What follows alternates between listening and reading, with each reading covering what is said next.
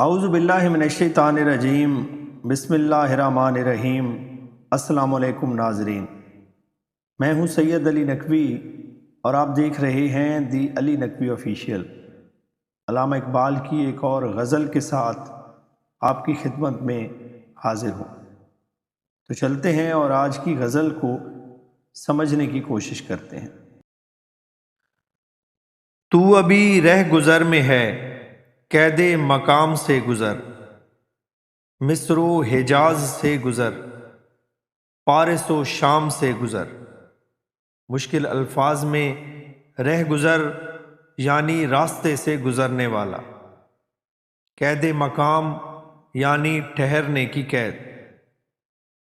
ان اشعار میں علامہ اقبال نے اپنے مخصوص انداز میں دنیا بھر کے مسلمانوں سے خطاب کرتے ہوئے کہا ہے کہ تم لوگ تو ابھی تک نا آشنائے منزل ہو، ابھی تک راستے میں ہی بھٹک رہے ہو، لہٰذا اگر اپنے مقصد کی تکمیل کرنا چاہتے ہو یا منزل تک پہنچنے کے خواہاں ہو تو پھر یہ مصر و حجاز اور ایران و شام کی حدود سے آگے بڑھنا ہوگا کہ مسلمانوں کے لیے یہ جغرافیائی حدیں بے معنی شے ہیں۔ عملاً یہ جغرافیائی حدود کا تصور تو یہاں یورپی تہذیب کی درآمدات میں سے ہے، جبکہ مسلمانوں کی تو ایک ہی قومیت ہے، وہ خواہ عرب میں بود و باش رکھتا ہو یا عجم میں، بہرحال وہ مسلمان ہے اور اس کی قومیت مشترک ہے۔ جس کا عمل ہے بے غرض اس کی جزا کچھ اور ہے، حور و خیام سے گزر، بادا و جام سے گزر۔ مشکل الفاظ میں حور و خیام یعنی بہشتی حسینائیں اور ان کے خیمے، بادا و جام یعنی شراب اور شراب کا پیالہ۔ اس شعر میں علامہ اقبال کہتے ہیں کہ جو شخص سیرت و کردار کے حوالے سے بے غرض اور حرص و ہوس سے دور ہوگا، خداوند قدوس اس کو خصوصی طور پر اس عمل کی جزا دیتا ہے۔ لہٰذا ضروری ہے کہ بہشت تک رسائی کے لیے حور و غلمان اور شراب طہورہ کے خیال سے بے نیاز ہو کر نیک نیتی کے ساتھ اپنے عمل میں مصروف رہا جائے کہ اس نوعیت کا عمل تو ہر قسم کی جزا سے بلند ہے۔ گرچہ ہے دل کشا بہت حسن فرنگ کی بہار، طائرے کے بلند بال داناؤ دام سے گزر۔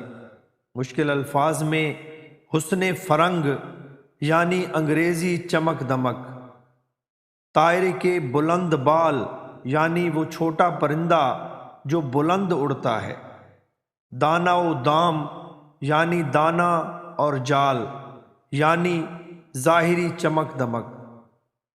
اقبال کہتے ہیں کہ ہر چند مغرب کا حسن اور وہاں کی تہذیب ظاہری طور پر مسرت بخش ہوتی ہے، لیکن یہ چیزیں تو عملاً ایک جال کی مانند ہیں جس میں بھولے بھالے انسانوں کو پھانسا جاتا ہے۔ یہاں بھی اقبال مسلمانوں کو مخاطب کر کے کہتے ہیں، تمہاری سیرت و کردار تو بڑے بلند مقاصد کے آئینہ دار ہیں، لہٰذا تمہارے لیے یہ امر ناگزیر ہے کہ مغرب کے حسن برہنہ اور تہذیب سے دور رہو۔ کوہ شگاف تیری ضرب تجھ سے کشاد شرق و غرب، تیغ ہلال کی طرح عیش نیام سے گزر۔ مشکل الفاظ میں کوہ شگاف یعنی پہاڑوں میں شگاف لگانے والا، ضرب یعنی چوٹ، کشاد یعنی کھولنا، تیغ یعنی تلوار، ہلال یعنی پہلے دن کا چاند، عیش نیام یعنی آرام طلبی۔ اقبال کہتے ہیں کہ تیری ضرب لا الہ تو پہاڑوں کو بھی ریزہ ریزہ کرنے کی اہلیت رکھتی ہے، اور تجھ میں ایسی صلاحیت بھی موجود ہے جو مشرق و مغرب کے عقدے کھول دے اور ان کے مسائل حل کر دے۔ اے مسلمان، تیرے لیے لازم ہے کہ جس طرح ہلالی تیغ دشمنوں کی صفوں کو کاٹتی چلی جاتی ہے، اسی طرح اپنے عمل سے تمام معاملات کو سلجھا کر رکھ دے۔ تیرا امام بے حضور، تیری نماز بے سرور، ایسی نماز سے گزر، ایسے امام سے گزر۔ مشکل الفاظ میں بے حضور یعنی غیر حاضر، بے سرور یعنی بے لذت، گزر یعنی چھوڑ دے۔ اس میں شک نہیں کہ اس شعر میں بھی اقبال مسلمانوں سے مخاطب ہیں، لیکن یہاں ان کا لہجہ خاصا تند و تیز ہے۔ فرماتے ہیں کہ تو جس امام کی قیادت میں خدائے عز و جل کے حضور میں سجدہ ریز ہو رہا ہے، اس امام کو تو خود بھی حضوری کا درجہ حاصل نہیں کہ اس کی نیت اور عمل منافقانہ ہے۔ اسی سبب تیری نماز بھی بے کیف ہو کر رہ گئی ہے۔ چنانچہ تیرے لیے مناسب یہی ہے کہ ایسے بے کیف سجدوں اور اس طرح کے بے عمل اور منافق امام کی قیادت سے دست بردار ہو جا۔